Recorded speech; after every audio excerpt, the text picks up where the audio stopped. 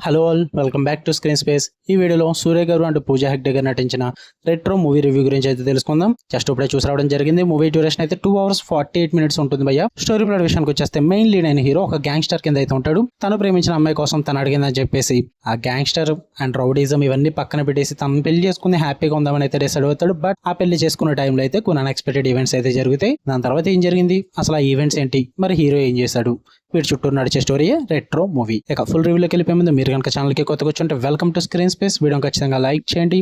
Theatrical reviews అంటే Telugu డబ్బెడ్ movie reviews తో పాటు ఓటీటీలో రిలీజ్ అయ్యే other languages movies and web series content కోసం మన ఛానల్ సబ్స్క్రైబ్ చేసుకుని బెల్ ఐకాన్ ఆన్ లో పెట్టుకోండి. ఇక ఈ రెట్రో మూవీ విషయానికి వచ్చేస్తే ఫస్ట్ థింగ్స్ ఫస్ట్, నాకైతే మూవీ ఇట్ వాస్ గుడ్ భయ్య, నాకైతే నచ్చింది. బట్ అందరికీ అయితే వర్కౌట్ అవ్వదు. మీరు కనుక మరీ కమర్షియల్ ఎలిమెంట్స్, మరీ మెయిన్ స్ట్రీమ్ మూవీస్ కి బాగా అలవాటు పడిన ఆడియన్స్ అయితే ఈ తమిళ్ ఫ్లేవర్ మీకు ఇబ్బంది పెట్టచ్చు, అంతగా వర్కౌట్ అవ్వకపోవచ్చు. బట్ నాకు Tamil and Malayalam flavours favourite అని చెప్పను, కానీ నాకు తెలుసు ఎలా ఉంటుందని. సో నాకు అలవాటు ఉంది. సో అందువల్ల నాకు మూవీ అయితే నచ్చింది. పాజిటివ్స్ విషయానికి వచ్చేస్తే పర్ఫార్మెన్సెస్ భయ్య చాలా బాగా వర్కౌట్ అయినాయని చెప్తా. సూర్య గారు కానీ పూజా హెగ్డే గారు కానీ ఆ లవ్ ట్రాక్ లో అయితే చాలా బాగా వర్కౌట్ అయ్యారు. టూ గుడ్ అని చెప్పాలి. బాగా న్యాచురల్ పర్ఫార్మెన్సెస్ అయితే ఉంటాయి. యాక్షన్ బ్లాక్స్ పరంగా అండ్ గ్యాంగ్స్టర్ క్యారెక్టర్ పరంగా కూడా సూర్య గారు అయితే మంచి షేడ్స్ అయితే చూపిస్తారు. దాని పరంగా కూడా పర్ఫార్మెన్స్ అయితే చాలా బాగా వర్కౌట్ అయింది. Written and directed by Karthik Subraj గారు. రైటింగ్స్ పరంగా అండ్ డైరెక్షన్ పరంగా కూడా తోప్ అని చెప్పాలి. ఎప్పట్లాగే రెండింట్లో కూడా మంచి మార్కులు అయితే స్కోర్ చేశారని చెప్పాలి కార్తిక్ సుబ్రాజ్ గారు. ఎక్కడ కూడా లాగ్ అనిపించదు, ఎక్కడ కూడా రొటీన్ అనిపించదు. చాలా ఫ్రెష్ గా అయితే తీసుకెళ్తారు. మెయిన్ గా ఆ 90s సెటప్ అయితే చాలా బాగా యూజ్ చేసుకున్నారు. కాస్ట్యూమ్స్ పరంగా, సెటప్స్ పరంగా, అంటే స్క్రీన్ ప్లే పరంగా రెట్రో స్టైల్ అయితే చాలా బాగా యూజ్ చేసుకుని మంచిగా ఎలివేట్ చేశారని చెప్పాలి మూవీని. మూవీకి బిగ్గెస్ట్ పాజిటివ్ వచ్చేసి సంతోష్ నారాయణ గారి బ్యాక్గ్రౌండ్ స్కోర్ భయ్య. చాలా సీన్స్ ని ఎలివేట్ చేశారు. ఎమోషనల్ పరంగానే కాదు, యాక్షన్ బ్లాక్స్ పరంగానే కాదు. తను ఇచ్చిన బ్యాక్గ్రౌండ్ స్కోర్ అయితే చాలా ఫ్రెష్ గా ఉంటుంది, చాలా కొత్తగా ఉంటుంది అనమాట.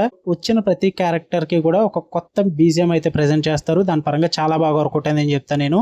బీజిఎం వైజ్ అయితే too good by Santosh Narayana గారు. అండ్ సినిమాటోగ్రఫీ పరంగా కానీ, విజువల్స్ పరంగా కానీ, టెక్నికల్ పరంగా అయితే సినిమా టాప్ నాచ్ అయితే ఉంటుంది. ఎక్కడ కూడా మిమ్మల్ని అయితే డిసప్పాయింట్ చేయదు, చాలా బాగుంటుంది. దాని పరంగా అయితే నాకైతే మూవీలో బాగా నచ్చింది. సెకండ్ హాఫ్ అయితే నాకు బాగా వర్కౌట్ అయిందని చెప్తా.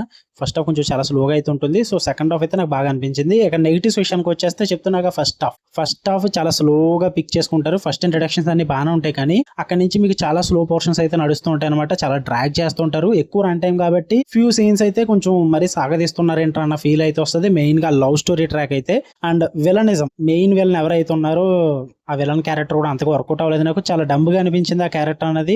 అంత స్ట్రాంగ్ ఇంపాక్ట్ అయితే లేదు. అండ్ ఈవెన్ తెలుగు డబ్బింగ్ కూడా అంతగా వర్కౌట్ అవ్వలేదు. ఎందుకు నాకైతే చాలా awkward గా అనిపించింది. స్టార్టింగ్ నుంచే అలవాటు పడ్డం కొంచెం టైం పట్టింది. నాకు ఎందుకు అర్థం కాలేదు, కానీ తెలుగు డబ్బింగ్ అయితే అస్సలు సెట్ కాలేదు. అండ్ ఈవెన్ సాంగ్స్ కూడా స్పీడ్ బ్రేకర్ లాగానే అనిపించాయి. నాకు ఏ సాంగ్ వర్కౌట్ అవ్వలేదు భయ్య.